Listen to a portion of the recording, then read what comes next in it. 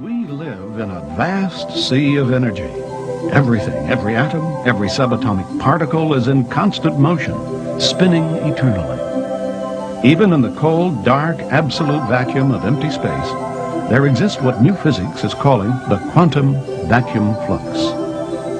It is the ether of the ancients, the life force energy of metaphysics, are the random fluctuations of this vast field of potential in which space and time are embedded.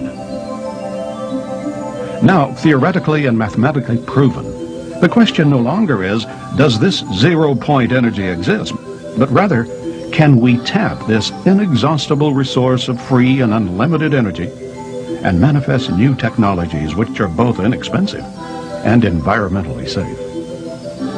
Emerging on the frontiers of science, a pioneering breed of theoretical physicists and inspired inventors are challenging the way we think about harnessing the unseen forces of nature.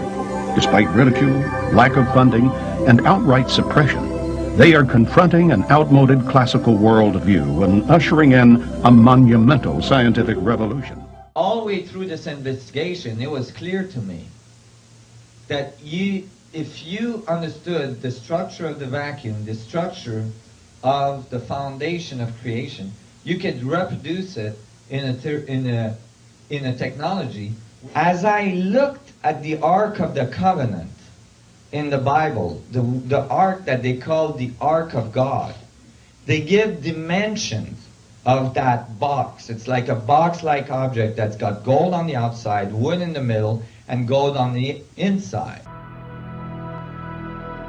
The book of Exodus in the Bible is very clear on how to build the Ark of the Covenant. The box had to be made of hard chitim wood, or acacia as it's known today, 45 inches long, 27 inches wide, and 27 inches deep, and then lined inside and out with pure gold.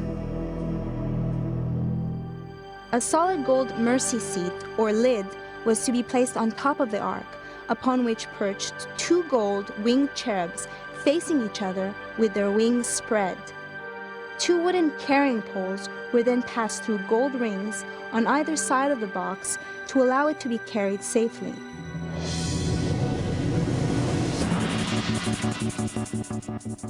But the Bible also says the ark erupted in a shower of sparks and flames, killing those who touched it and laying waste armies. Clearly this was no ordinary carrying chest. But why was the ark so deadly? Highly controversial theories suggest that it might have contained particles from a meteorite. Others speculate that it was a nuclear device of some sort, made of highly radioactive uranium.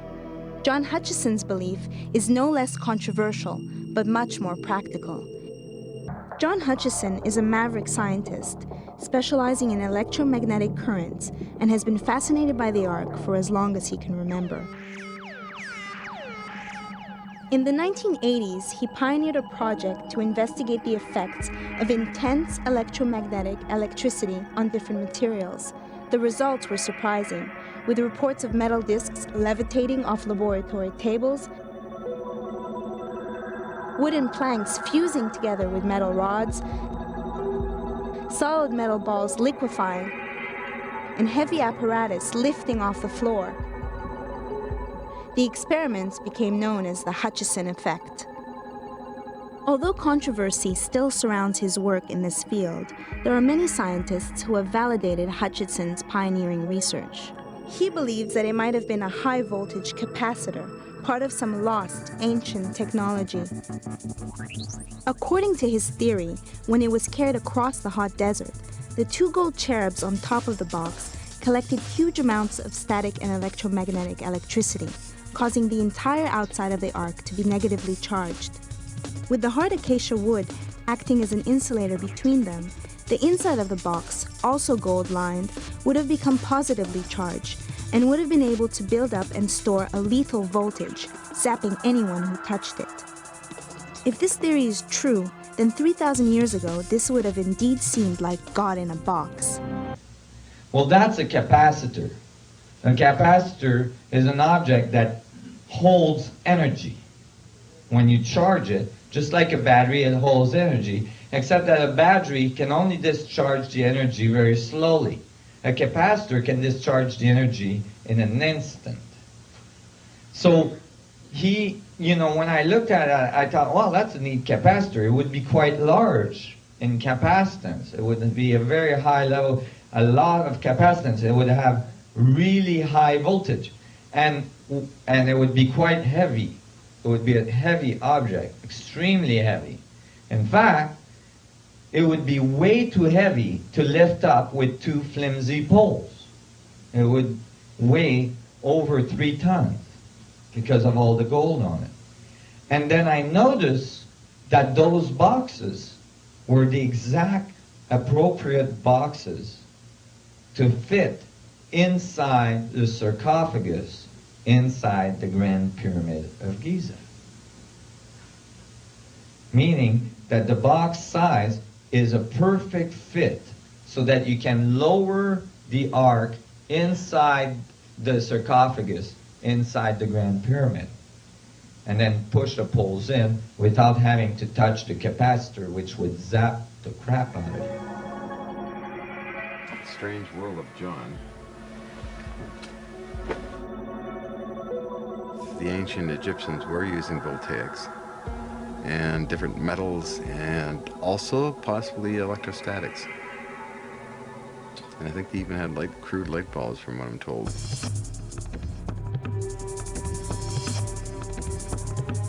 John's built a scale model of the ark using the same acacia wood, but 2 brass eagles instead of angels. He's attached the box to a powerful transformer to test how it will react to a high voltage charge. Even here, the dangers are very real. I've heard a story 30 years ago from a radio broadcaster where they built a replica of the ark in a university, and this thing actually electrocuted somebody, and the project was shelved because it was too dangerous.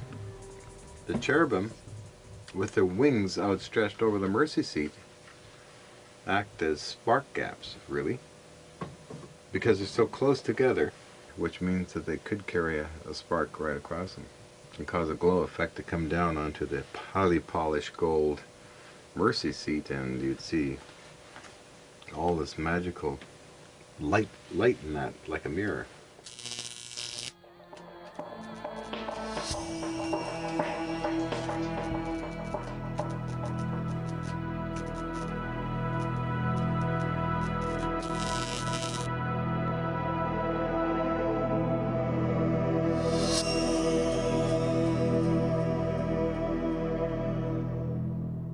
One of the more controversial theories on the Great Pyramid at Giza is that it was an energy source built at a specific location to harness a strong, natural electromagnetic field, like other ancient sites such as Glastonbury and Machu Picchu.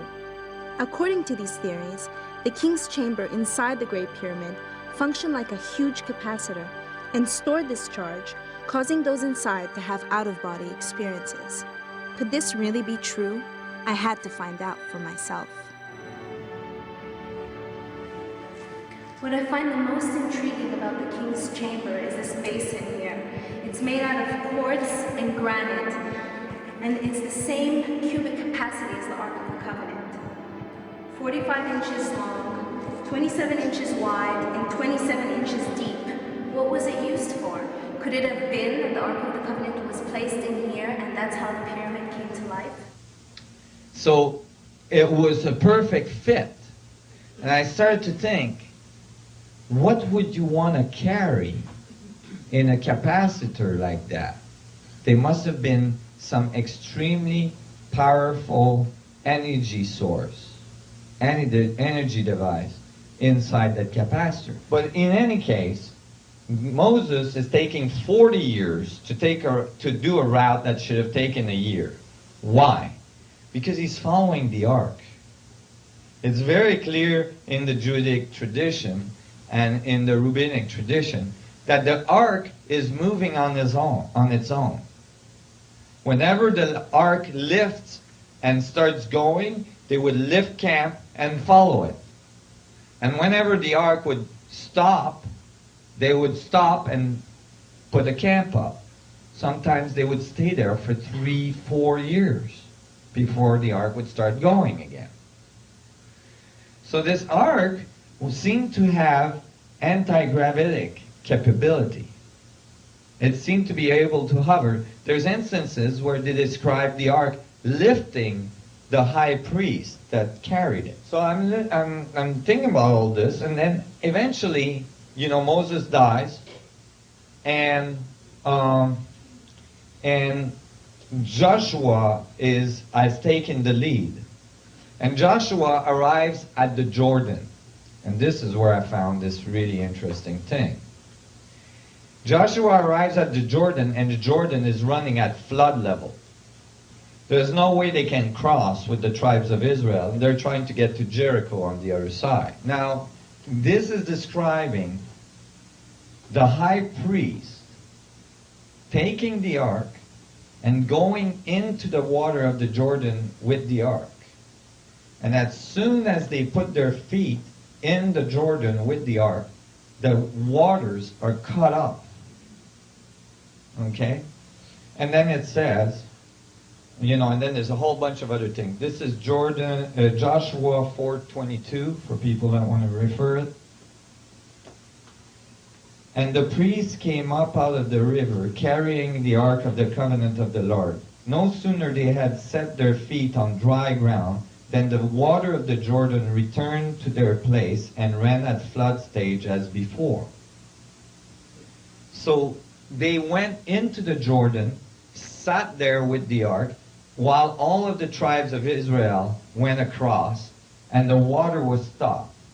And then as soon as they got out, the water started to flow again. Well, I thought that's interesting, because one evidence of gravitational effect would be to stop the course of water.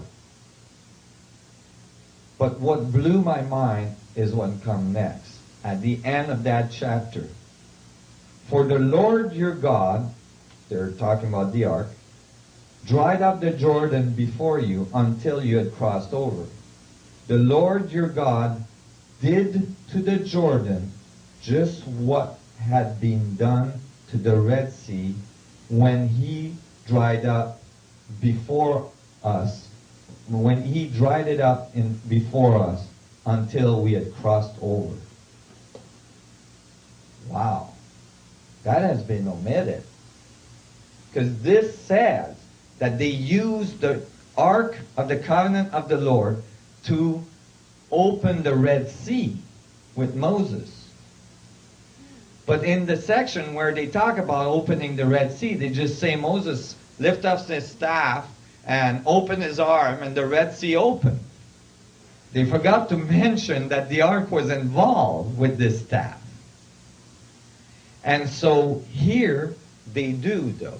Here they make it very obvious that the power of the ark was used to open the Red Sea. That means the ark was not the box that was built at the foot of Mount Sinai after opening the Red Sea. The power of the ark had to be there with Moses before he crossed the Red Sea. And thus it was something else. And when we see the evolution of the ark, we find that the ark had gone through a long chain of events that brought the knowledge all over the world. When the high priest had the ark in the Temple of Solomon, they knew that if Jerusalem was attacked, they would have to take the ark out of Jerusalem somewhere. So they had a B plan, obviously, for the ark in case there was something to happen with the Temple of Solomon. The Temple of Solomon was built as concentric walls with the Holy of Holies in the middle. These walls were extremely thick, and they were to protect the initiate from the Ark of the Covenant.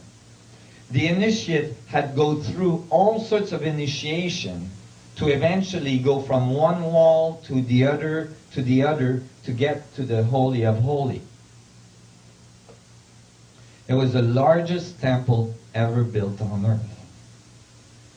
But during the 1st century AD, the Philistines took over Jerusalem. There was a B plan for the ark. That B plan was called Essenes.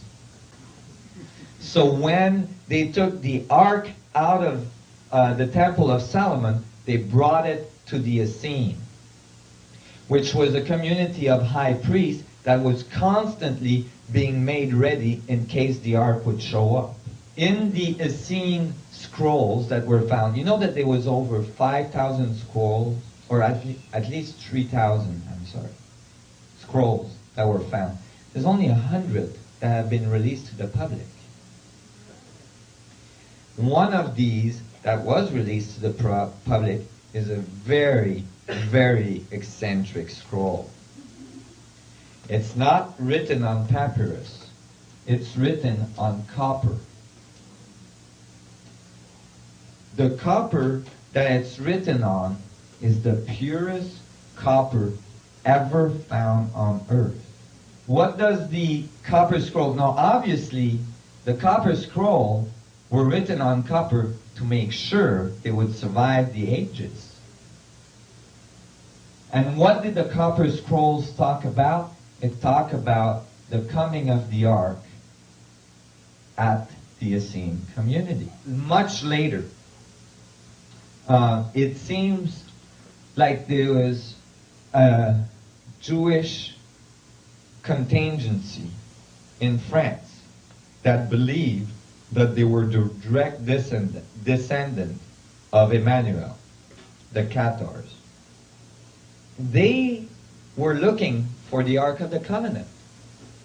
They started an order of knights to look for the Ark.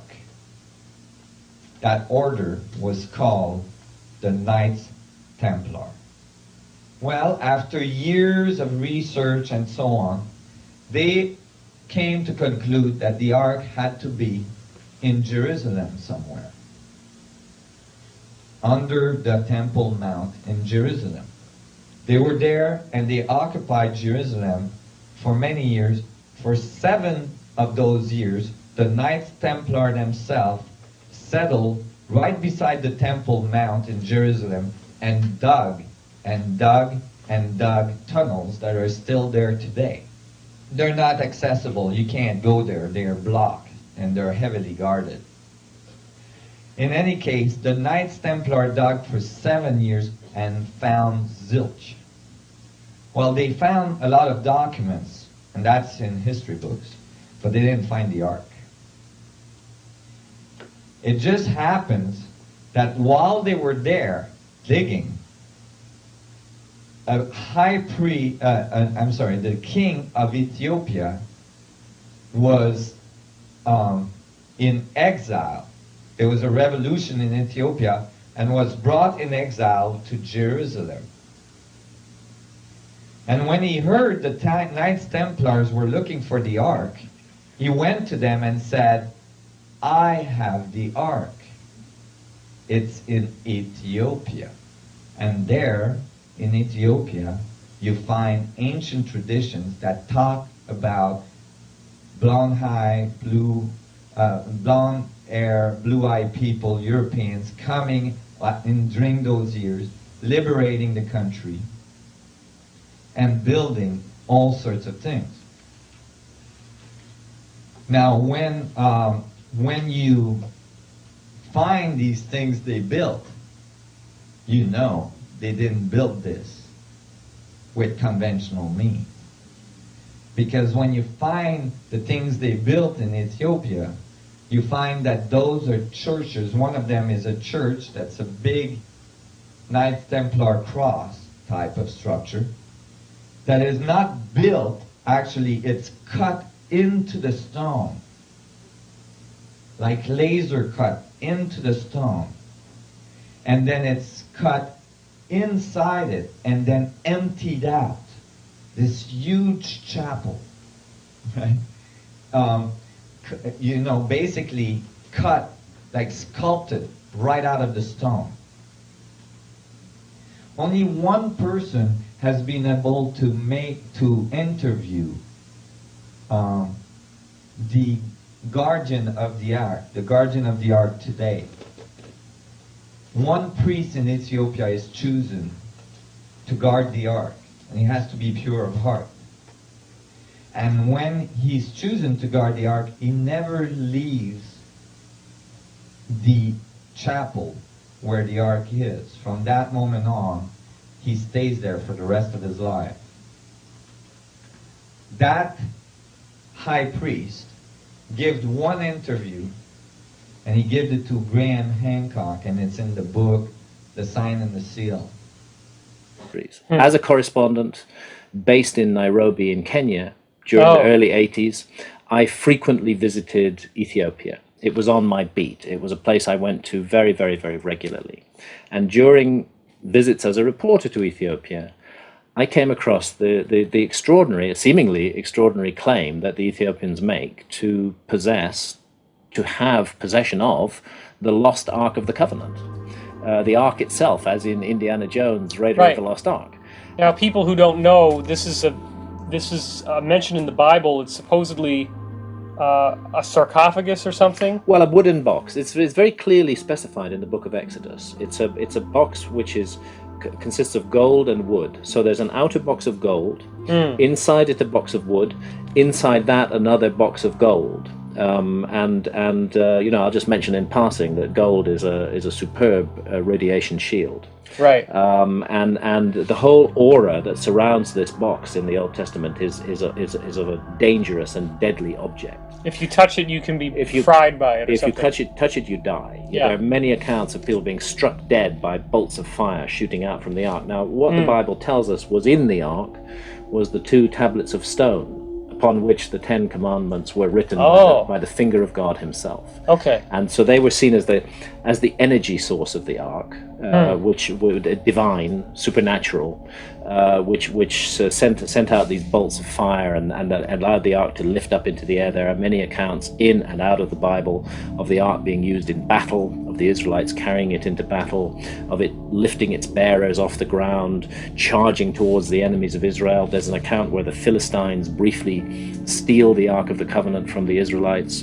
They seem not to know how to handle it. They open its lid, and then within days they're all dying. Tens of thousands of them die. They file past it. They look at it like a tourist object, and tens of thousands of them die. And the Bible states that they died of cancerous tumors. Consistent with radiation poisoning. It sounds like radiation poisoning. So all these things intrigued me, and especially so when I went to Ethiopia and went to the sacred city of Aksum in northern Ethiopia during a time when Ethiopia was locked in a deadly civil war. Okay. And this town was in a very hotly contested zone. It was extremely difficult to get into. And I found myself in the presence of a monk who was the guardian, claimed to be the guardian of the Ark of the Covenant. He sat out in the grounds of a little chapel annexed to an ancient cathedral, Christian cathedral, called the Cathedral of St. Mary of Zion. And he said, yes, the Ark of the Covenant is in there. Now, what's the conventional view is that it either is a myth or that it has gotten lost or something, well, right? Nobody knows where it is. Let me just come to that first. What Okay. really tweaked my attention, because remember those accounts in the Bible of how the ark strikes people dead and causes cancerous tumors. Well, these guys, the guardian of the ark, once he's appointed as guardian, he must stay as guardian for the rest of his life. Oh my But gosh. what I found, and he can never leave the grounds of that little chapel. But Wow. what I discovered was, because over a series of visits, I met a series of these individuals because they had very short lives. And over just 2 years, two of them died, and I again went and met the third one. That's amazing. And he had developed cataracts over his eyes. And I said, why? What's happening to your eyes? Because I'd noticed that previous ones had that problem as well. He said, the ark is doing it to me. And I said, why? What is the ark doing to you? And he just said, he looked at me very, very level, and he just said, the ark is a thing of fire. And I knew that he was telling the truth, that there was something in there that scared him, and that at the same time he was burdened with the responsibility for guarding and protecting. So I began to feel, actually, there's a really intriguing story to tell here. Yeah. And over a number of years, I went into it in some depth. While I was still pursuing economic and business and stories about wars and famines, I was also interested in this. And round about 1989, the same year that Lords of Poverty was published, I decided that I would do a book about Ethiopia's claim to possess the Ark of the Covenant. And that book was published in 1992, and it's called The Sign and the Seal, A Quest for the Lost Ark of the Covenant. And that was my next question, yeah. is why the sign and the seal? What are those things? Well, the part of your question was also that it's assumed to be a myth, that the question of the loss of the ark is not properly understood. Actually, it turns out that there is a huge mystery surrounding the disappearance of the Ark of the Covenant from ancient Israel. Okay. And doubly so because it was the single most important object of Old Testament times. That's why it's the sign and the seal, because it's the sign and the seal of God's presence on earth. That's what it's considered to be, nothing less than that. The Temple of Solomon is built in Jerusalem around 950 before Christ, specifically as an house of rest for the Ark of the Covenant of the Lord. Really? We know it stays there for hundreds of years afterwards. There are repeated accounts, but then round about 600s before Christ, the references become strange, and it sounds like they're mourning the loss of the Ark. And when the Babylonians invade Israel in 587 BC and steal everything from the temple, they don't find the Ark there. It's already gone by that point. And I mean, I have to cut a long story short here. Yeah. But the bottom line is that the Ethiopian claim is extremely intriguing, because it turns out that a temple, a Jewish temple, exactly modeled on Solomon's temple, was built in Egypt, in Upper Egypt, near the modern city of Aswan, on an island called Elephantina, at exactly the time that we begin to get hints that the Ark has gone missing from Jerusalem.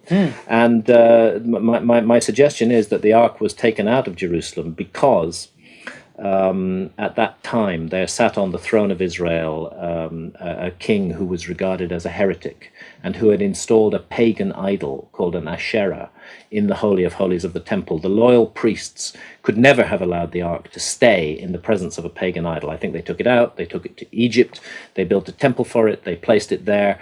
200 years later, and again, I'm cutting a long story very short, they were forced to flee from Egypt again. They couldn't flee north, they fled south, they followed the Nile River system. It brought them into Ethiopia around 400 before Christ. And there's extremely strong evidence that the Ark has been in Ethiopia ever since. And just the final part of the puzzle are the Ethiopian Jews, who are known as the Falashas, or the Beta Israel, the House of Israel. And they practice a pre-Talmudic, purely Old Testament form of Judaism. They don't have rabbis, they have priests. This is banned for the rest of Judaism. They do perform sacrifices supposed not to be done by the rest of Judaism. They have a very ancient Old Testament form of Judaism. Wow. And so so I began to feel there's really a huge story to tell here.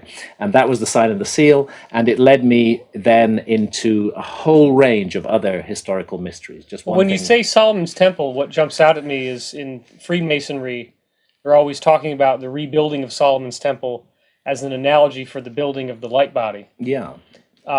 So if Solomon's Temple was where the Ark of the Covenant had been stored, then what is the relationship between that and Masonic lore and history? Well, that's very interesting. I mean, the Freemasons trace their origins back to Hiram Abif, to the original builder, the architect of Solomon's Temple. Right. There's an extremely interesting track and line to follow there, and that line, curiously, through the Masons, leads us to the Knights Templar. Right. And that was also a feature of my study in the Sign and the Seal, because I found evidence that when the Knights Templar rose to power, and we're talking the late 1100s after Christ, that their primary mission in Jerusalem was not to protect pilgrims on the road between the coast and the city of Jerusalem, but actually to search for the Ark of the Covenant. They took possession of the Temple Mount, where the Temple of Solomon had stood until it was destroyed by the Babylonians. And they carried out excavations there. And then, again, too much detail to go into here, but I believe they encountered an Ethiopian prince exiled in Jerusalem called Lalibela and returned to Ethiopia with him. And I found Templar crosses all over some of the sacred places of Ethiopia, an extraordinary group of churches at Lalibela, hewn out of solid rock, that I believe the Templars were involved in constructing. So somehow that Masonic Templar theme that goes right back to Solomon's Temple follows the Ark into Ethiopia as well. Well, this can't just be, I mean, a skeptic could say, well, maybe they have this, maybe the stones are radioactive or something, but if you're describing this object, this gold and wooden object, levitating and lightning bolts shooting out of it, wouldn't it be that the radiation might be a side effect of some advanced technology that's inside? I honestly believe if I were asked to place a bet on this, my bet would be that the Ark of the Covenant is an out of place artifact. It is a piece of technology. It's a piece of high technology. Now, I trace that back through the lineage of ancient Egypt. The objects like the Ark of the Covenant are found in other Egyptian traditions. And Moses, let's not forget that Moses, who's the guy who climbs Mount Sinai and receives the tablets of stone from God, and who is given the blueprint of the ark, which he then passes down to builders to make for him. I see. That Moses is reared in the household of the Pharaoh. He is groomed as a future Pharaoh of Egypt. Now, he breaks away from that, but to be groomed as a Pharaoh is no light thing. It means that Moses would have been a master of Egyptian magic. He would have known Hekau, everything that the Egyptians knew about magic. And I believe that incorporated into the ancient Egyptian system, it was, first of all, a powerful belief in magic and the powers of magic. Not superstition, but as a practical thing, a practical skill, a power that can be used in the world. And secondly, that this often manifested in the form of boxes, which were carried on poles and which contained a powerful object, which radiated power. There are many, many examples of this that I go into in the book. And so I think the Ark is one of a category of objects that we can trace back in ancient Egypt. Now, the people who could build the pyramids, who could move gigantic blocks of stone weighing hundreds of tons as though they weighed no more than a feather, those ancient Egyptians clearly could do a lot of things that we can't do today. Yeah. And I think they had, where they got it from, I don't go there. I don't speculate. But I do argue that they were the masters of a sacred technology, a kind of magic, and that this was manifested in the Ark of the Covenant. And the Ark of the Covenant was taken out of that system and carried off to Israel, but it continued to be a powerful object. I mean, it seems like if the Knight Templars are spending that much manpower and time and resources searching for this Ark, that they must have felt that if they had possession of it, that they would gain some really important capabilities by possessing it. Yes, I think they absolutely did feel that. So what might those capabilities be? Well, this is the power of God. Defense system? This is first and foremost within their system of ideas, and indeed within the system of ideas of the religion of Israel. This is the power of God. This is literally, you know, the sign and the seal of God's presence, as I say, right. and a manifestation of His power. So if you can direct and control divine power in some way, then you're the master of the universe. And I think that ultimately the Templars were seeking power, magical, divine power, through the Ark of the Covenant. I don't think they got it. I don't think it was ever brought back to Europe. I still think it's in Ethiopia. I think that the Ethiopian claim is stronger than any other. There are some loose traditions that the Ark is buried under the Temple Mount, that it's buried in a mountain in Jordan, but none of these are associated with a modern, ongoing, continuous tradition of veneration of the Ark of the Covenant. There's only one country in the world where the Ark is still venerated as a living object, and that is Ethiopia.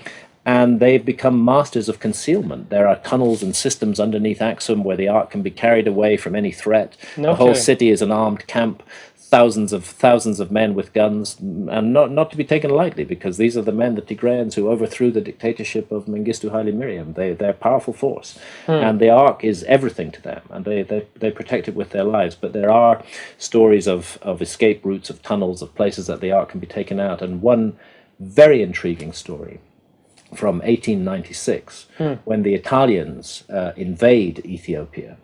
and the Italians were met by an Ethiopian force carrying the Ark of the Covenant, and the Italians were utterly defeated. It was the greatest ever defeat of a European by an African army in the whole history of the world. No kidding.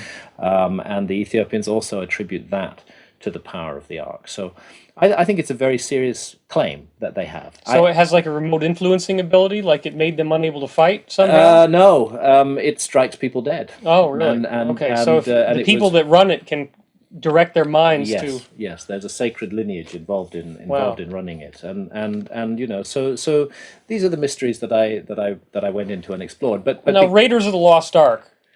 I mean, it's a silly movie on some level, but isn't that Nazis looking for this Ark of the Covenant? That's Nazis looking for the Ark of the Covenant, and there is a story that I've been told by a number of eyewitnesses in Ethiopia that the Nazis, when later on in history, not in the 1890s, but the Italians came back in the 1930s, and they occupied Ethiopia for about 4 or 5 years, just before the Second World War and at the beginning of the Second World War. And there are accounts of Nazis with Italian troops coming to Axum and of the Ark being taken out through the tunnel system and hidden in a mountain and then brought back in when they came back. So, and the other thing I'll say about Raiders of the Lost Ark is, actually, it's a pretty good film. And in terms of the extraordinary supernatural power that it shows the Ark possessing, right, that is in every sense literally correct to how it's described in the Bible. Exactly like that. Wow. So you know, this object and the traditions surrounding it came to intrigue me, and I wrote a major book about it, and it, again, this was the course of my life being switched in a different direction. I'd been a journalist, I'd been interested in economics and politics and all of that stuff, and a series of accidents led me to the Ark. The investigation of the Ark, in turn, brought other synchronicities and occurrences in my path that led me in further directions. For example, because Moses and his Egyptian background and the Egyptian background to the Ark is so important, I had to go to Egypt for the first time, and suddenly I found myself confronted by the pyramids and by the extraordinary mysteries of Egypt, and how Egypt just appears almost overnight, out of nowhere, in the Old Kingdom, just capable of doing almost anything. They running water, sanitation, and incredible architecture. Which you know, the architecture like that, it cannot be developed overnight. It requires a long tradition of skill, and that tradition is hidden from history. So, as my friend John Anthony West puts it, it looks like ancient Egyptian civilization was a legacy of something else, and that's when I began to consider the whole possibility of a lost civilization. However, in 1904, a British archaeologist, Flinders Petrie, came across an Egyptian temple at Serabit el-Khadam, a short distance away, which was dated back to the time of Moses and the Exodus from Egypt. Serabit el-Khadam was dated back to 2600 BC. Why was there a major ancient Egyptian temple so far away from Thebes, built on a remote mountaintop? When Petrie excavated the site, he found evidence of furnaces, crucibles, and tools, as well as a large amount of white powder mixed with sand. This was clearly much more than just a temple. A place of science and worship? Could this possibly have been where the Ark of the Covenant was built?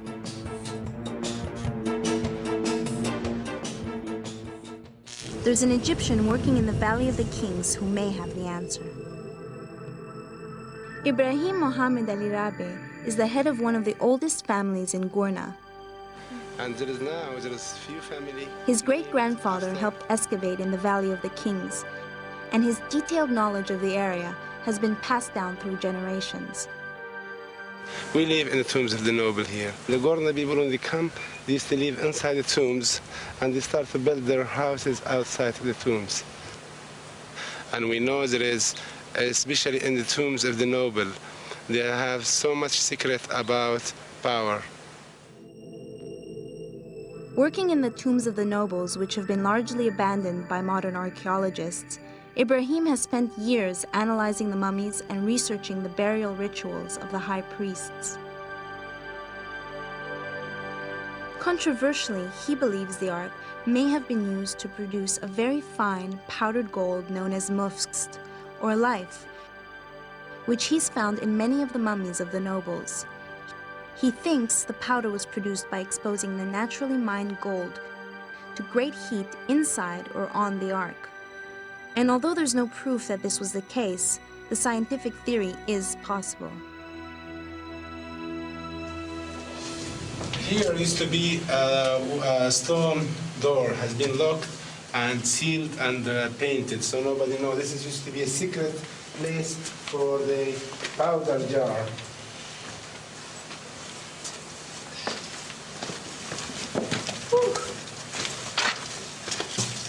Here we are in a secret place where they used to put golden powder and the white powder inside jar. And this inside jar used to be in one of these small rooms here inside. But the jars are broken, so someone stole what was inside. Yeah, somebody broke them actually because they found them sealed. They don't know the secret. Yeah. They just broke them. Somebody's arm. Oh my God. See how big? Wow. And it's heavy because of all the medicine herb and the gold inside. I know about this special white powder. There's been a lot of interest in the scientific community about it. They refer to it in the scientific community as monatomic elements. Yeah. It's white powder that is found in mining areas, and they analyze it and find that it contains gold, the salts of gold. Yeah, that's exactly what I'm saying. Science is in an interesting period right now. It's actually got to a stage where it's moving at a truly incredible rate. I mean, never before do I remember day-to-day discoveries. Week to week was something, month to month was pretty average, but day to day now, science is changing.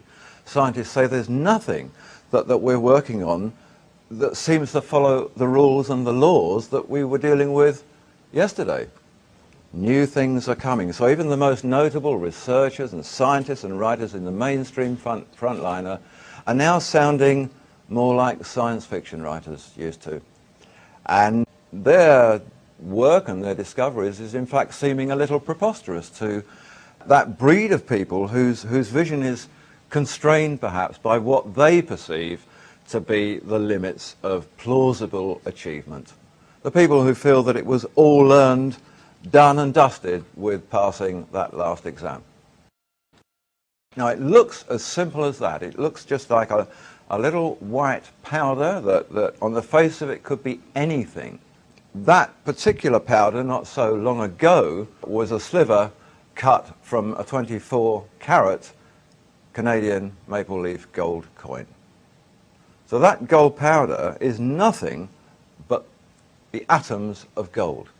It's called asymmetrically deformed high spin. It's a high spin element because the way that the nucleus is shaped and the way that the electrons spin around it changes. And it's gold in a very shocked and frightened state that simply says, I don't know what I am anymore, I'll just fall apart. It would be the same whether it was atoms of platinum or any of those metals that are classified as noble, transition group metals, as science call them. The interesting thing about it is that within the space of time that it takes to transform a piece of gold into that, we move through analysis in a situation where here it tests as gold.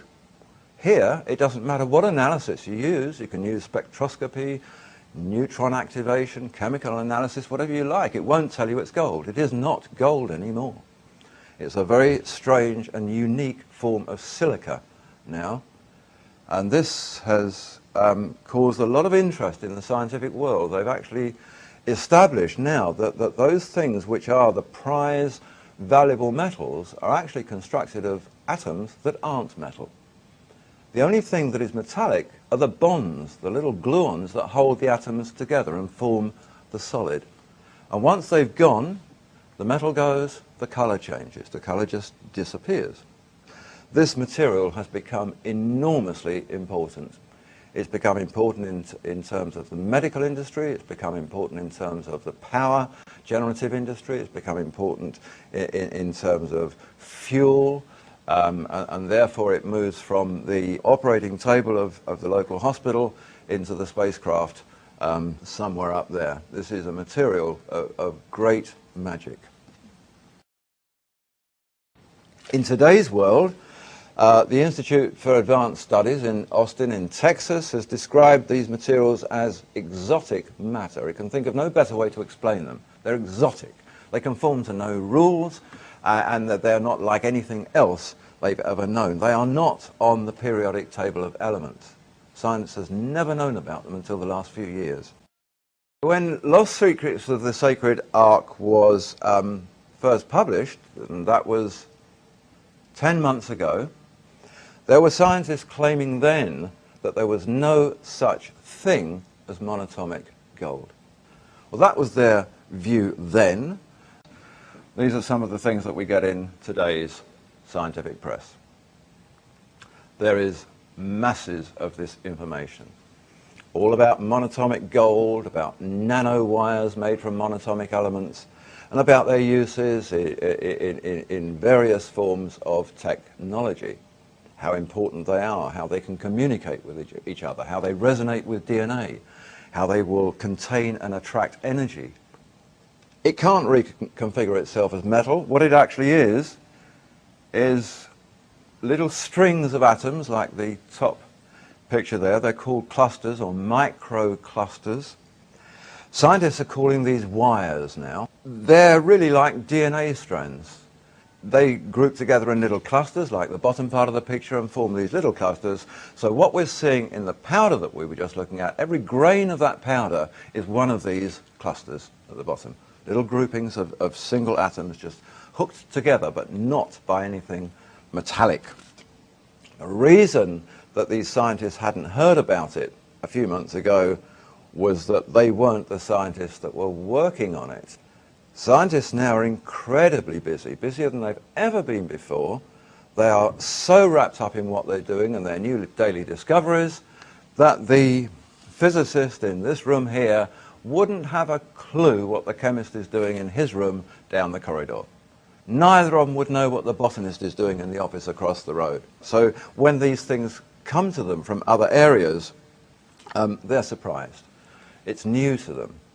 The silly thing is that it doesn't take a lot to understand that whatever you're researching now in any of these fields, you have to keep abreast of what's going on in the other. And I make the point very often that even a little leaping insect, which is biology, knows that it's got to jump, which is physics, to feed, chemistry, on another plant, which is botany. So, you know, even the insect knows that the link between the sciences is very important.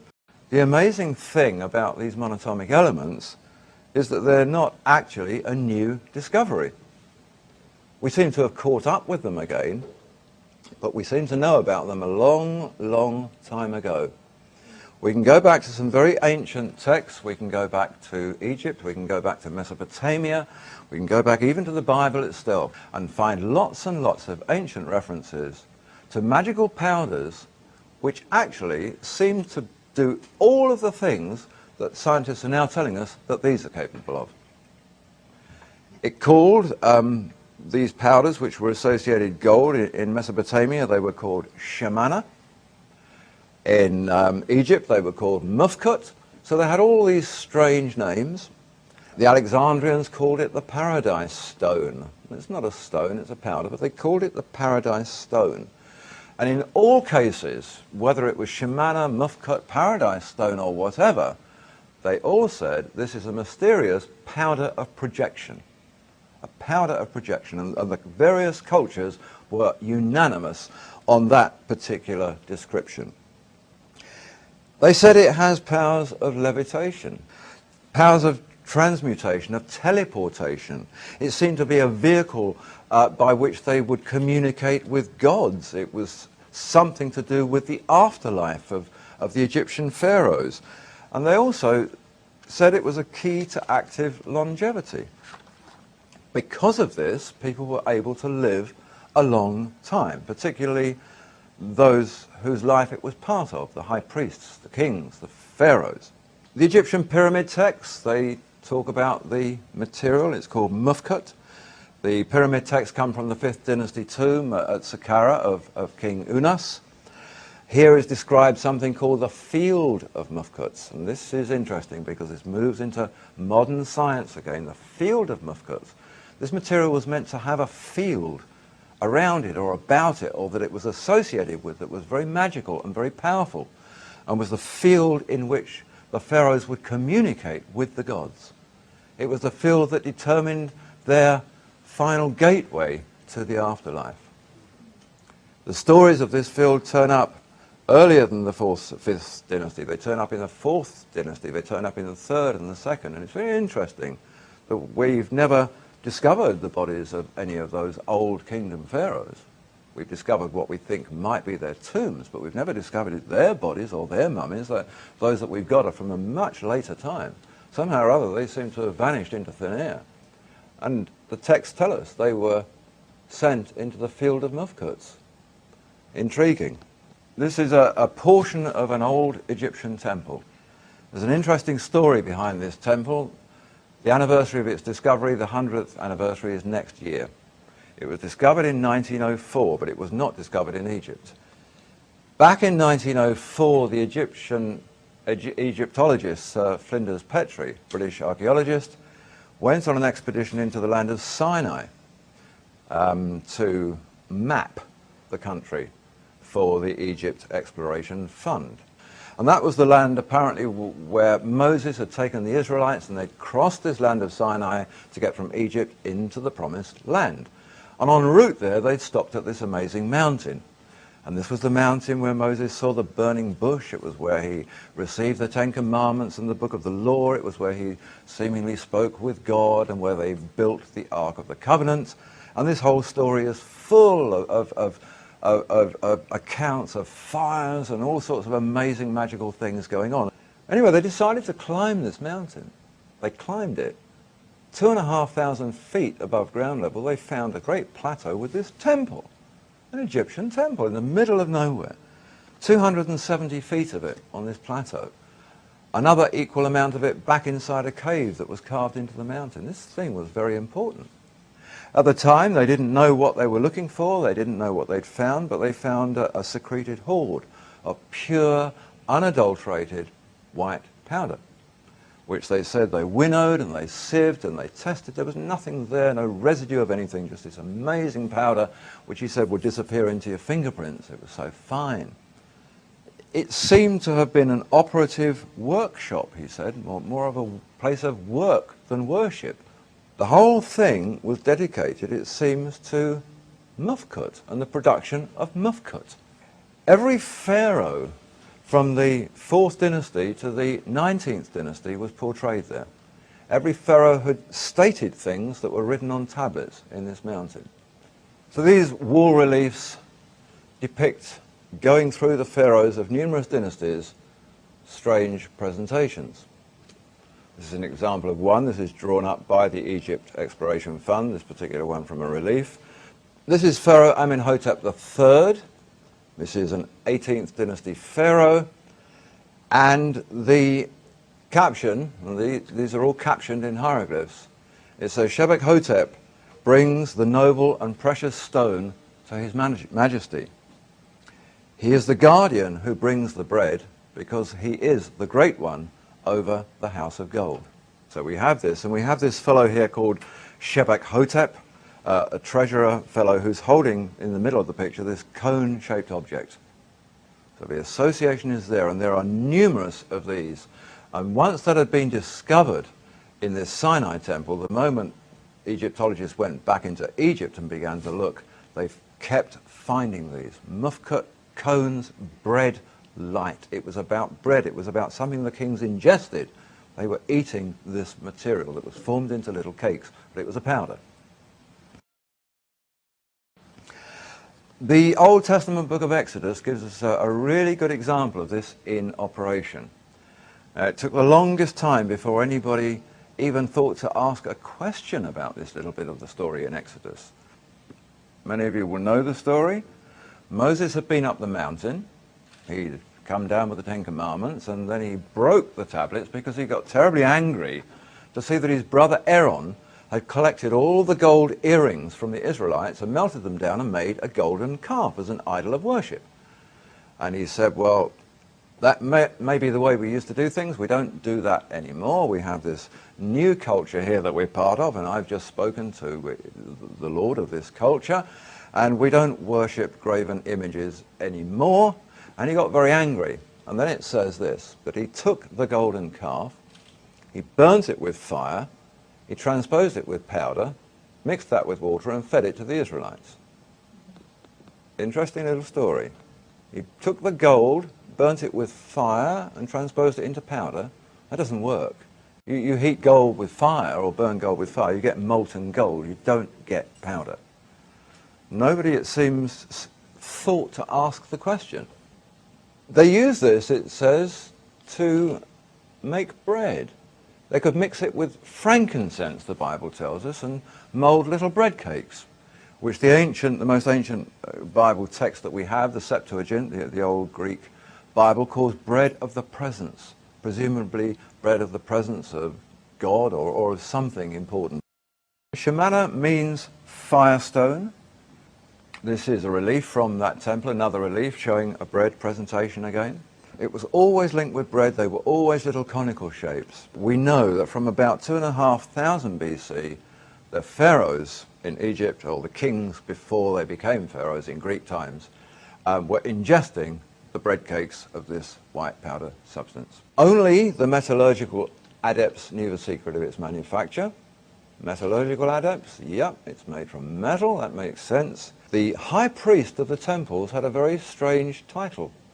The high priests of the Egyptian temples were called the great artificers. Well, a great artificer is a worker in materials, particularly metals. So that was sort of interesting. It's beginning to link together, and thinking back to Petrie's concept, yeah, these were places of worship, not worship. Temples were not the same as churches, but evolved from the concept. I actually looked in just the English language word etymological dictionary from Oxford University. It traces the origin of words, and lo and behold, I only had to go back 700 years to discover that the word we now use as worship had a K in the middle of it. It was worship. They used to work for the gods. They didn't used to worship the gods. They used to work for the gods, whoever the gods were. It was said that this was the food of the light body. They said we all have bodies, but we don't just have physical bodies, we have light bodies. And just as we feed our physical bodies, they said, we have to feed our light bodies so that they will be nurtured and grow in the same way. They have to be as fulfilled as the physical body. And they call the light body the car. Well, it's interesting because scientists in recent times have actually called this material the light of life, because it resonates with DNA on the same frequencies. It's a light wave. We find lots of references to mufkat. This relief here, this picture, this drawing was actually done by the Russian scholar Emanuel Velikovsky, and he drew this up simply to give us an image of this relief at Karnak, at the Temple of Karnak. This shows the treasures of the Pharaoh Thutmose the third. Mufkat in Egyptian law was always portrayed as a cone shape. Now these things sit there in the gold section, and it says underneath, these are gold, but we call them bread. 1450 BC, roughly, Thutmose founded at this temple at Karnak a college, an institute at the temple of scholarly, priestly types who were called the Great White Brotherhood. The Alexandrians wrote of them and said they were called the Great White Brotherhood because they were absolutely obsessed with a mysterious white powder. And they made some interesting comments. They said that they call it the paradise stone. And it has unique qualities in as much as that it can weigh far more than its own original quantity of gold. But even a feather can tip the scales against it. So it can be a lot heavier than the gold it came from, or it can be lighter than a feather. This stuff has the ability to change its weight very, very dramatically. It's always, in the old text, associated with light, with enlightenment, with illumination of some sort. It's a light illumination that seems to have to do with the acquisition of knowledge and wisdom, that sort of illumination and enlightenment. It's clear from the evidence of all these ancient things that it didn't matter what they called things. It didn't matter that they didn't understand perhaps the true science that we're beginning to understand now. What they did know is that it worked. It did certain things. And they told us about that. So even if they didn't understand it, they presented things as sort of communicating with gods and priests who were able to disappear before their very eyes and things. But these are all things that this enables to be done now. In Greek mythology, it was the one substance that sat right at the very heart of the Golden Fleece legend. It was what the quest was all about, the secrets of manufacture of this material. It's linked up with the Ark of the Covenant, that famous golden coffer that Moses had built at the mountain in Sinai, and took to Jerusalem, where the temple was constructed to house it. So this most valuable artifact, the Ark of the Covenant, was entirely tied up with this science in some way, as we shall see. Mysterious processes concerning gold and things automatically ring alchemy bells. Pictures of wonderful wizened old chaps in medieval times with all sorts of potions and fires and things burning away, all trying to perfect this thing called the Philosopher's Stone, which Harry Potter has reminded us of yet again. It was in the middle 1600s, 1660, that Britain's Royal Society was founded and established and chartered by King Charles II, and it was that establishment of that society that embodied and led to the great discoveries of people like Christopher Wren, of Edmund Halley, of Isaac Newton, Robert Boyle, and all of these tremendous characters that emerged in the 1660s and 70s to make scientific discoveries that had never been made before. And most of those were made on the back of the fact that they were pursuing alchemy. They were searching for the Philosopher's Stone, and during the course of it they made lots of other discoveries. Just like today in space research we get for our households all sorts of other wonderful spin-offs. The discoveries of things like gravity and whatever were spin-offs from looking for the Philosopher's Stone. There was one particular fellow classified today as an alchemist, although he was simply called a philosopher at the time. He was truly revered as a great master by the Newtons and others of the day. This fellow was called Irenaeus Philalathus. And for Irenaeus Philalathus was reckoned to be the ultimate master in that period. And Philalathus had got a little bit fed up with the church propaganda about the Philosopher's Stone being some silly device to turn base elements into gold and whatever, and he thought he'd publish material and put the record straight in the public domain. So in 1667 in Amsterdam he had a work published called Secrets Revealed. And in this he discussed the Philosopher's Stone, its nature, its qualities, what they knew about it. But most important, he made this point. Our stone is nothing but gold. Our stone is nothing but gold. It's gold digested to the highest degree of purity and subtle fixation. We call it a stone only because of its fixed nature, because it resists the action of fire as successfully as any stone. In species, it's more pure than any gold that it comes from, but its appearance is that of a very fine white powder. That was the Philosopher's Stone, straight from the hand of the most famous chemist, alchemist of his time. We go back 200 years, we go back to the 15th century. We can look at the last testament of Nicholas Flamel, probably the best known of all the great alchemists of all time. A fellow who spent 20 years from a very poor base studying his science and ended up probably as the greatest and wealthiest benefactor that France has ever known. He made the point on the 22nd of November 1416 when writing his last testament, exactly the same. Our stone is gold, but it's perfectly prepared gold. It's a fine powder of gold. That is our philosopher's stone. So we have a whole new perspective here. We have a perspective that says the philosopher's stone, despite all the propaganda, despite all the church has done to try and make it look silly, is not about turning anything into gold. It is gold. It's gold in the highest possible, purest form that it ever could be. And that white powder that we looked at earlier was exactly that. That was 24 karat gold.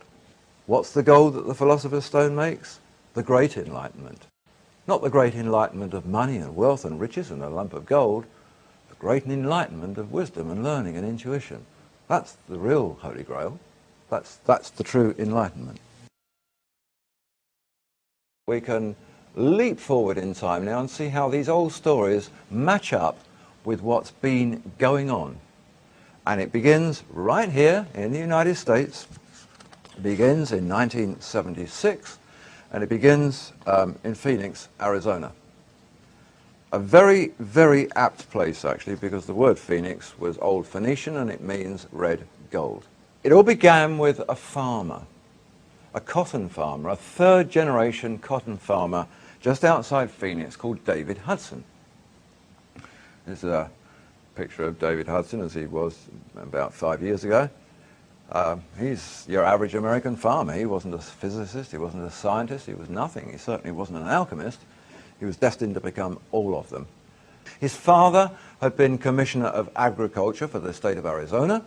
They were farming about 70,000 acres in the Yuma Valley there, and they were growing cotton of very, very high grade. But they had a problem with their soil. Big problem with the soil. The soil was enormously alkaline. In fact, it's a strange soil there. There's no topsoil in it. There's no real nutrient as such that's apparent. It's just eroded rock dust. That's all it is. Very strange material. Its surface becomes very black and very crunchy, to the point where at the end of a growing season, once the crop's been picked, over the ensuing months, this stuff gets so hard that it will not be penetrated by water. Now, it's not an area where it rains a lot, but their irrigation trucks were having no use with it. And this had gone on for generations. And David thought, well, it's about time to have a look at this and to try and work out what this stuff is, because it means that we have to work in rotation, and we can only plant our crops in that field every 3 years. What they did to start with was that they take this substance, and they could see that it was a combination substance, some of which was just nasty black stuff, but within it there were these white elements that really seemed to show up within it, and they wanted to know what they were, because this seemed to be the thing that was the problem.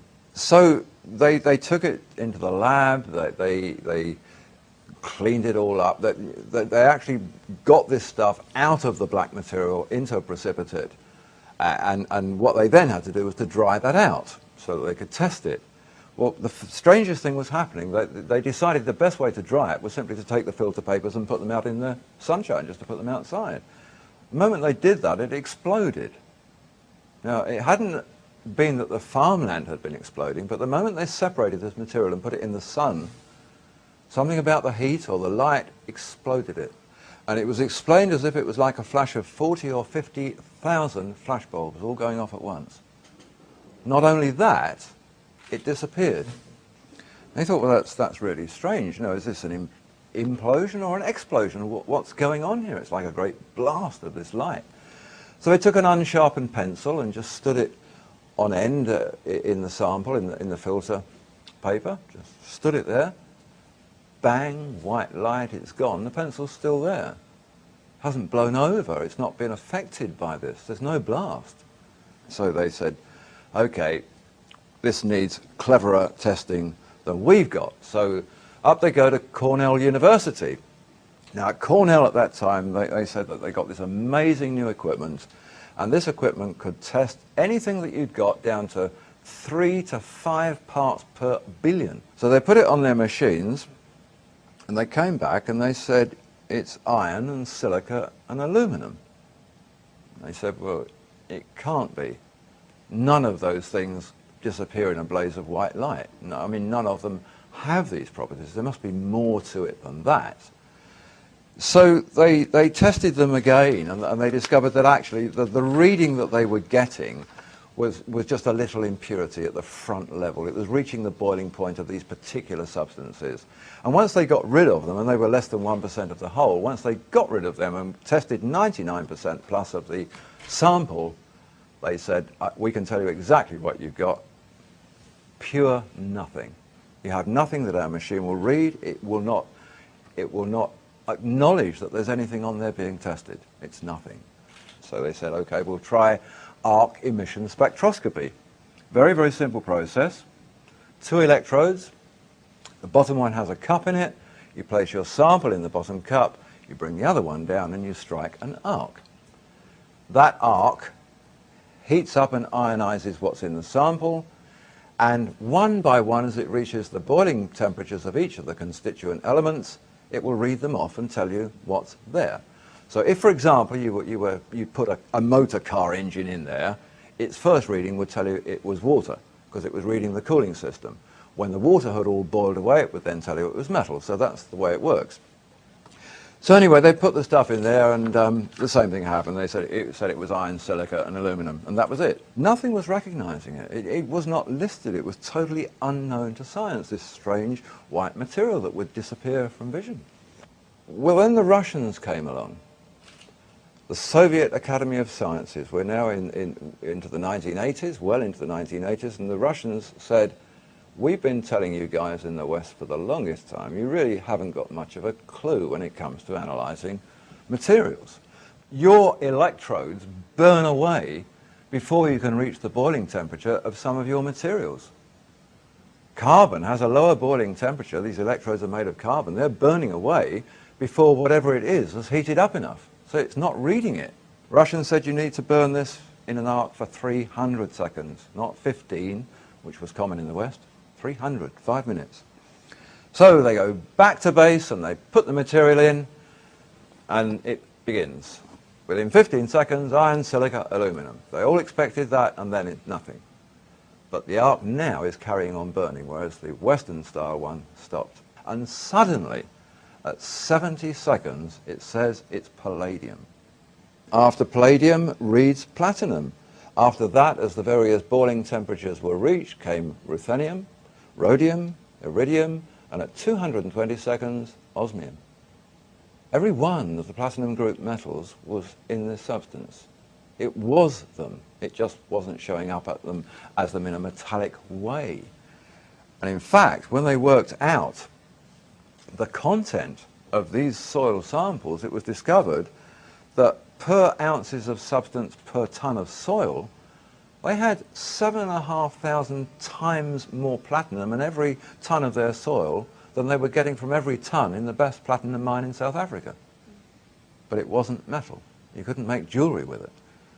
Suddenly Hudson discovered that General Electric up in Massachusetts were looking at a new sort of fuel cell technology. And he said, look, I've got this stuff here, and it says in your literature that you're using rhodium and iridium and these platinum group metals for fuel cells. Your reports say that you're experiencing very strange phenomenon. You're experiencing blazing white lights and explosions and disappearing tricks and things. And they said, yeah. And he said, well, I've got some stuff that does that. And they said, yeah, don't worry about the white light explosions. We know all about those. Don't worry about the disappearing tricks. We know all about those.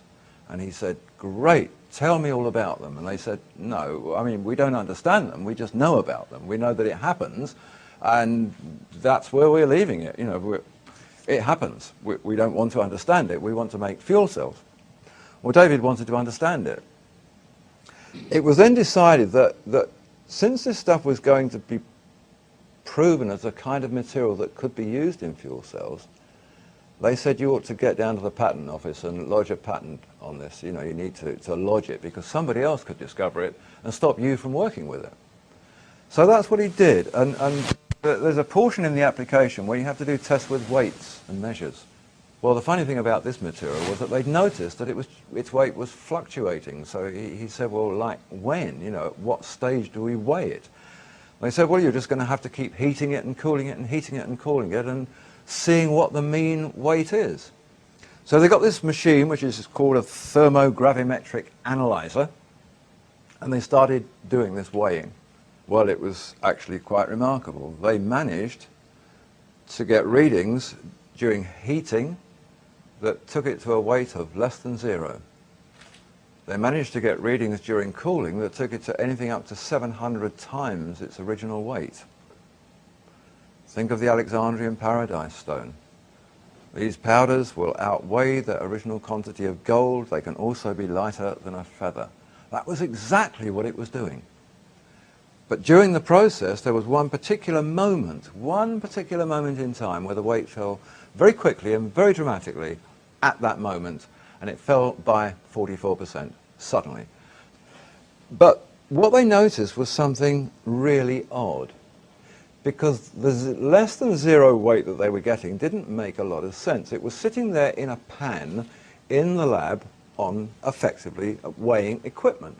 The pan itself weighs something. You have to compensate for it before you put the other material in it. But what they discovered was that it was reading all of these 0 weights, below 0, but they thought, well, what about the pan? That should weigh something. So they tipped the material out and put the pan back, and it suddenly weighed more without the material in it than it did when it was in it. This stuff was not only levitating, it was carrying the pan with it. And they learned that this stuff has the power to give levitational qualities to its hosts. So they carried on and they thought, well, we've got to do these other things for the application. We've got to see if it's conductive. That was the next test they had to do. So they put wires and electrodes into it, attached them to a voltmeter, turned on the power, nothing. And then they thought, well, it's got to be a conductor of some sort, because if it's capable of holding energy, you know, how are General Electric doing it? You know, it has to be conductive.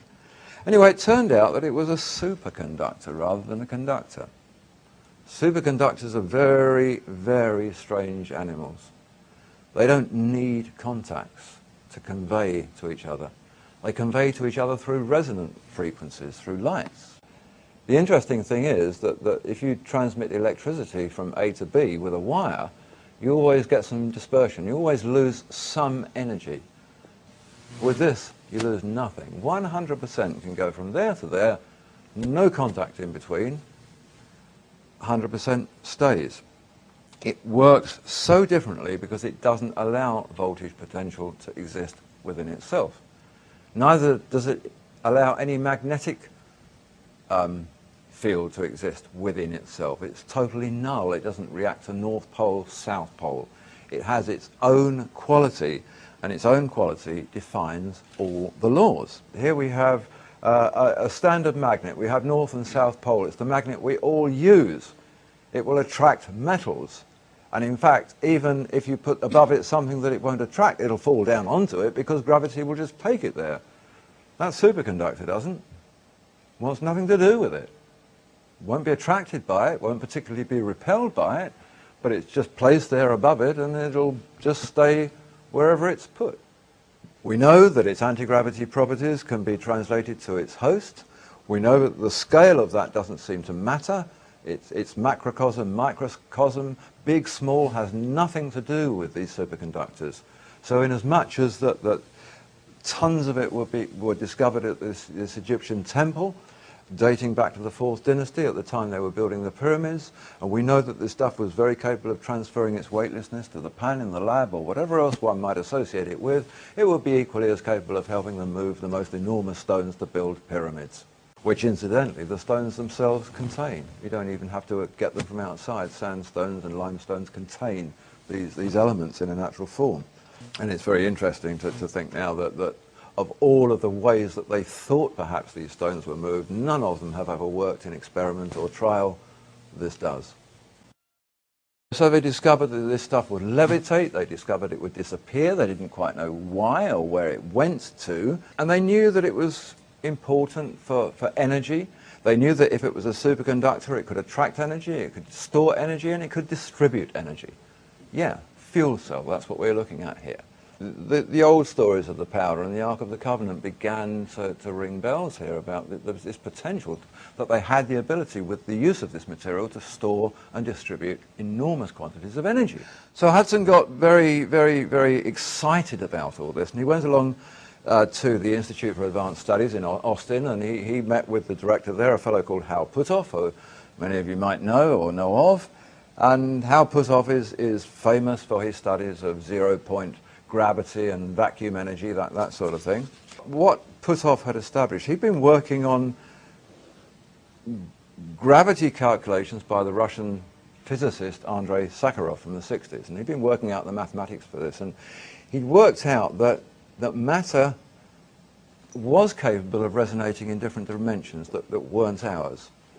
But what he calculated mathematically from Sakharov's work was that the moment it begins to do that, at that moment, the moment you know it's on the change, just hooking into the beginnings of another dimension, it will automatically lose 4/9 of its weight. And Hudson went along, he said, look, this is really interesting because 44% mine's losing, and that's the same, it's the same figure, 4/9. And so they agreed, well, yeah, I mean, it's because this stuff is beginning to resonate in another dimension. That's what's happening to it. It should disappear totally, he was told, if it carries on, and he said, it does. Disappears totally. We don't know where it goes, it just disappears. So they decided to test this. And they said that, look, the way to do it is this. If you have a little pile of powder in a pan and it becomes invisible, that means it's still there, but you can't see it. So if you've got a spatula and messed it up in the pan, it would come back, when it comes back, in a mess. But we suspect that yours won't. We suspect it will come back in the same shape that it disappeared in. And that's exactly what happened. It didn't come back in a mess. It came back looking exactly like it had disappeared, in that same perfect shape. There you are, they said. It's not invisible.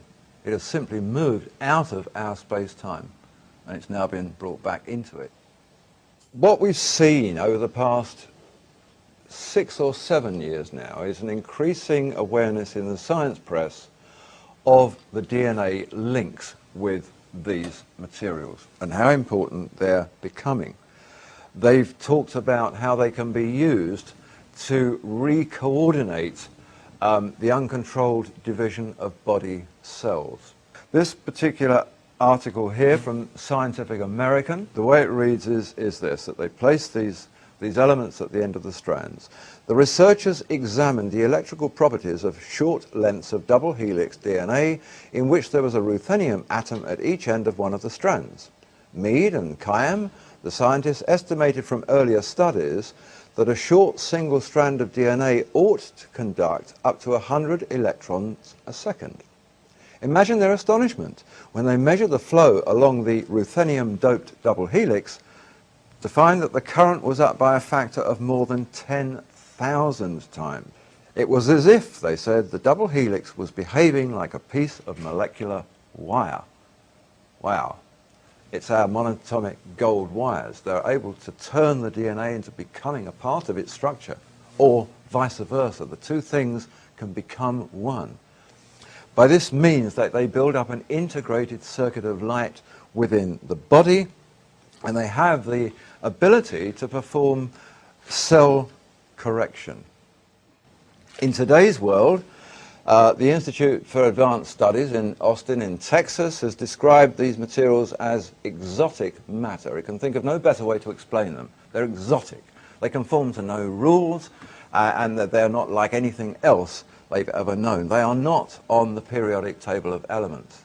Science has never known about them until the last few years. The Center for Advanced Study in Illinois classifies superconductivity, which is one of their main attributes, as the most remarkable property in the universe. So we've got something pretty amazing here. We've got a very ordinary looking white powder which is exotic beyond any comparison and contains abilities which are the most remarkable properties in the universe. And yet it appears like some grains maybe of talcum powder. as we sort of move towards rounding up here, manipulation of space-time has been something they've been talking about for about the last 5 to 7 years. A fellow here called Miguel Alcubierre. He's a Mexican mathematical scientist involved with the Max Planck Institute in Germany, was working at the time in 1994 for the University of Wales over in Britain. This is the abstract at the beginning of a multi-page document that he wrote, the journal Classical and Quantum Gravity, which caused quite a stir worldwide. He didn't pose any questions, he didn't say that this is what we're researching. He began his article with, "We now know." In fact, the abstract reads, "It is now known that it's possible to modify space-time in a way that allows a spaceship to travel at an arbitrarily large speed by a purely local expansion of the space-time behind the ship and an opposite contraction in front of it. A motion faster than the speed of light, reminiscent of the warp drive of science fiction." Well, we're back to the sort of questions that we have with the DNA and the strands. How do we solve our space travel problems? We know that people's lives can't last long enough to get to the distant stars. We know that our machinery and metals can't. We know that the fuel runs out. We know that these things are inordinate distances away. How do we deal with it? We deal with it laterally, as Alcubierre suggests. We think about it differently. We forget about the spacecraft. What do? We look at the spacecraft, we look at the million light years that it has to travel, and we know that that's impossible. So why don't we just take the million light years and put it behind the spacecraft? Why don't we think about that? Why not move the space-time instead of the craft, so that with zero propulsion and no time having gone by, it can move through a million light years because you've simply screwed that up, tossed it behind it, opened it up again, and it says, "It is now possible to modify space-time." Well, yes, it is. He was absolutely correct. It is now possible. This was followed in a series of related articles. American scientist, an article written by the physicist Michael Spear. He showed that this had nothing to do with violating Einstein's theory, the theory that nothing can travel faster than light. It didn't violate that at all because nothing would be traveling anywhere. It would be staying still. Space-time would be moving. The acceleration rate, he said, would be enormous in theory, but there wouldn't actually be any. The true acceleration would be zero. Fuel consumption, zero. Time taken, zero. Distance traveled, million light years, maybe. So the question was raised, okay, it's possible, how is it possible? What's the device that makes it possible? And the answer came back loud and clear, exotic matter will be needed to generate distortions of space-time. The next question that went back was, what is exotic matter? Exotic matter, here's the description, it has the curious property of having a negative energy density, unlike normal matter that we're familiar with that makes up the people and the planets and the stars, which has positive energy density. The necessary exotic device is an operative superconductor. And in fact, the list of what exotic matter is the same list of every attribute that applied from the research tests on monatomic superconductive elements. They're the only substance ever to have been classified as exotic matter. What's needed to generate distortions in space-time? Exotic matter. What does bending space-time mean? It means the ability to move from one dimension into another. What did this stuff prove that it can do? Move from one dimension into another and be brought back again. Nothing travels faster than light, they say, but we need to travel faster than light in order to make any headway. If traveling faster than light is impossible, the only alternative is to approach the problem from a different perspective. We must learn how to manipulate and distort space-time. The Ohio Aerospace Institute says that all of this is possible now because it's been recognized that space is just like any other matter. It has a form, it has a shape, it can be bent, it can be distorted. And how did they recognize that? Because when the white light explosions occurred, and 44% suddenly disappeared, it was a blaze of light, but light has no weight. So what was happening here? Light has no weight, it simply illuminates space-time. Oh, maybe it's the space-time that weighs 44%. Yes, it was. Space-time has weight. So what the ancients saying about the Shemana and the Mufkut? It was all the same thing. Every description of these substances was always the same. We think about the Bible story, we think about how we can make monatomic elements now. We need electronic devices, we need fire, we need all sorts of things. But we need electricity. In one way or another, we need electricity. And this is the one bit of the equation that has to be got through very quickly, because this is our last remnant, we think, about electricity. How are we going to produce electricity to manufacture our fuel cells if we don't have the fossil fuels to have our power stations? We get electricity from its most natural source, which is around us all the time. What we need is a device that will attract electricity, that will store electricity, that will discharge electricity in a very controllable form, in enormous quantities. However, we need to do it. That's all the Ark of the Covenant ever did and all it ever was. If you look at the construction of the Ark of the Covenant, it is no more than a model for every capacitor made today, whether it's a capacitor for lighting up street lighting or whatever. An insulated, double-plated box with a positive and a negative node at the top. That's it, that's all it is. And you look at the description of the Ark of the Covenant in the Bible, which is given twice. You take every measurement, you manufacture it with the materials that it says in accordance with everything it tells you, and you have a 100,000 volt immediate electronic capacitor.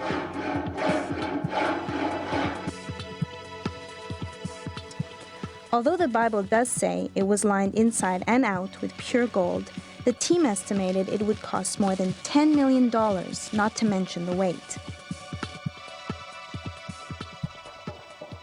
If it had a 9-inch slab of gold on top, which is 8, 9, whatever, if it had a solid slab of gold that was 3 feet by 5 feet, plus the box, plus all the other gold, plus the cherubims, it would have to be close to 2 tons. How many guys did they say carried it? 4. That's what, I believe people were a lot stronger back then, but 2 tons?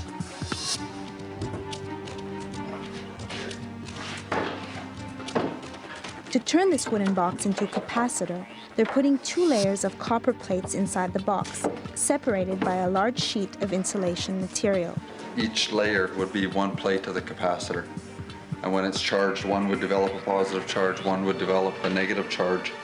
And the energy would actually be stored in the insulator as a static electricity.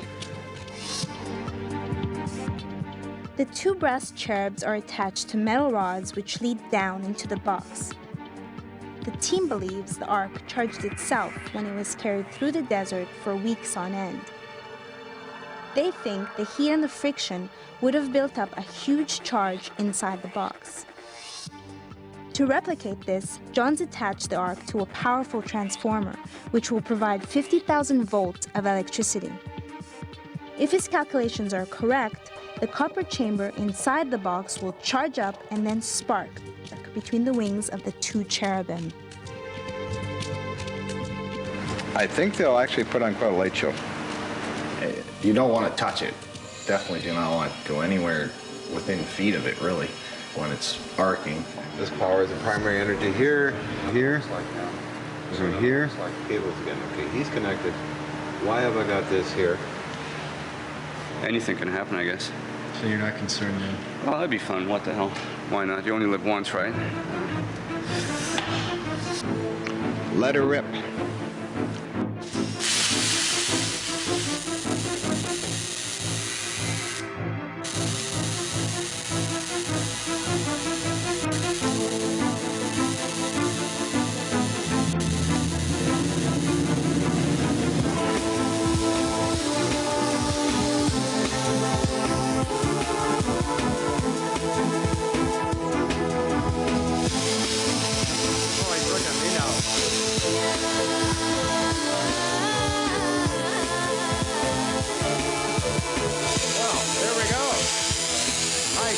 High voltage, 50,000 volts. Plastic here.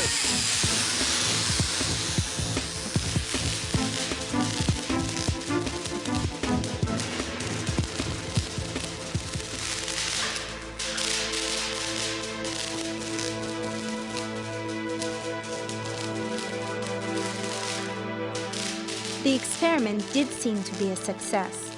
The ark did charge up like a capacitor, and the cherubim did spark between their wings before bursting into flames. Even in a warehouse in Vancouver, it's easy to see how people saw this as God in a box 3,000 years ago. You do what the Bible says, and you place an omer of the shamana in it, golden pot of the white powder, you place it in there, you've immediately got a superconductor. You've immediately got a device that sets up its own Meissner field, which will levitate, which will be able to travel on its own, which will be able to issue gamma rays or whatever you need it to do. A very, very powerful device. We have to go back to these very simple devices that simply pull it in and hold it and issue it. The Ark of the Covenant is not wrongly named. It's spelt with a K in the Bible because that was the Greek way of spelling it. In every other language it's spelt with a C, and electronic arcing actually comes from that very same word. What do you think would happen if the Ark was to be rediscovered today? What would the political ramifications be? I've had reason to think about this recently. It's just a fact, and it's a rather spooky one, that the three mainstream monotheistic faiths, Islam, particularly in its Shia manifestation, Judaism and Christianity, all have fundamentalist elements which all make reference to the Ark of the Covenant. For the character that the Shias call the hidden imam to return, and he by the way is the person whose return Iran is actively preparing for now, the Mahdi, whose name lies behind the name of the Mahdi army in Iraq. The hidden imam, the Mahdi, must recover the Ark of the Covenant and return it to the Temple Mount in Jerusalem before he can engage in what is seen in Shia tradition as the final battle of good against evil, which is interpreted in Iran as the battle of Shia Islam against the forces of the West and Judaism. Right. The Ark of the Covenant is the recovery and retrieval of the Ark of the Covenant, and its return to the Temple Mount in Jerusalem is the key that turns that process on, the process of Judgment Day or of the end of the world. It's the same for fundamentalist Judaism.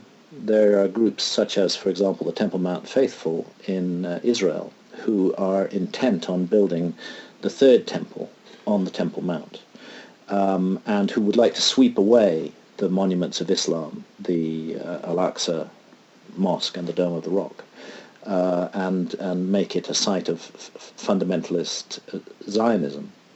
They too require the Ark of the Covenant in order to realize that apocalyptic dream, which they too see as the precursor to the end of the world. Yeah. And fundamentalist Christians make reference to the Book of Revelation, where one of the signs of the Day of Judgment is the reappearance and return of the Ark of the Covenant.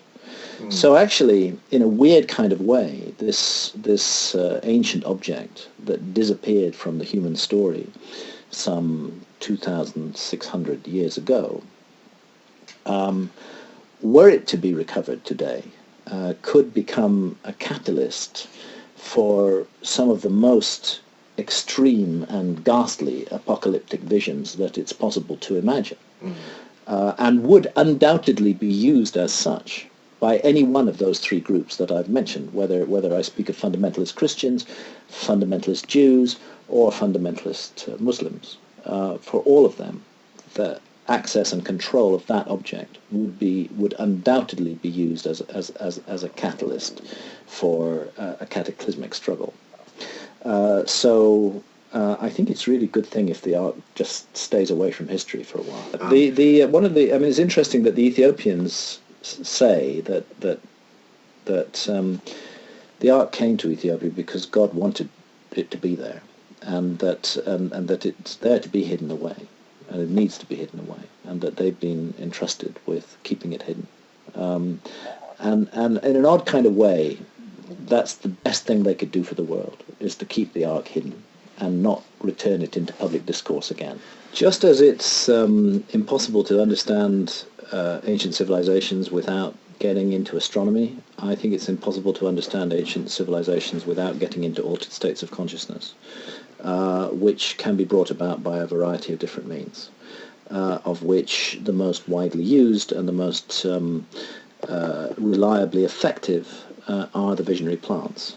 But there are other techniques and methods for getting into deeply altered states of consciousness. And Terence McKenna has, I think, done more than, and I really want to pay tribute to that courageous and brilliant psychonaut, that incredibly gifted speaker, that gift from the universe to mankind that was Terence McKenna, who, you know, we've sadly lost, but who just brought contact with these realms to levels that everybody can understand through his incredible, powerful, his voice, his ability to express verbally the unexpressible. I think is better than anybody that I know. And the next step to human freedom is to move forward to societies that will allow and nurture the exploration of altered states of consciousness, rather as Aldous Huxley envisaged in his amazing novel Island.